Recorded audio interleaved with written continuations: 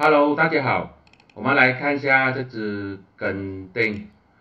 我们看回去2023年2月的时候，那时候股价呢就到了5块钱，但是呢，它在5块钱左右盘整了蛮久一下，就出现了这一个熊指标，而且呢是跌破了这一个筹码主力线的紫色线。跌破筹码主力线是一个卖出讯号，如果那时候你卖出去的话，你就是一个成功的跑顶。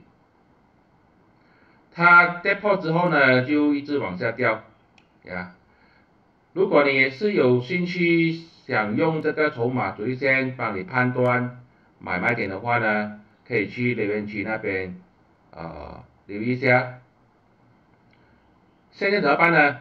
你可以看到弹上去之后，这边又出现了一个熊指标，又是跌破了紫色线跟蓝色线，又是一轮的下跌。然后呢，在这边的时候呢，就突破了这个蓝色线、紫色线跟灰色线，又弹上去，但是没有能力站稳上去这个200天均线，给它突破，又跌回来。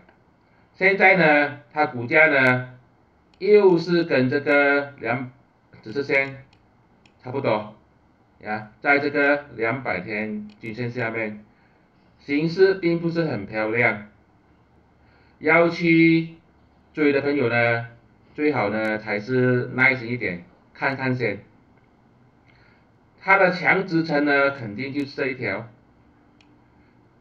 4.14到4.20，也就是蓝色线跟这个灰色线，再加上这边有一个很强的筹码峰，估计呢它应该是不会跌破4.15到4.20。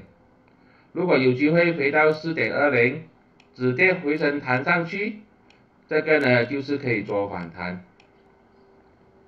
这个时候千万不要随便进场，就看一下4.15、4.20有没有机会买在比较便宜，把我的盈利呢尽量的扩大。如果你觉得我的视频对你有帮助，就帮我去 share， 帮我去 like。如果你希望我继续的分析类似的股的话，记得在留言区里面写上1，给我知道一下。你也是可以参加我的 YouTube channel membership， 请我喝杯咖啡，马币10块钱。谢谢大家，这是我的个人看法，并没有任何的买卖建议。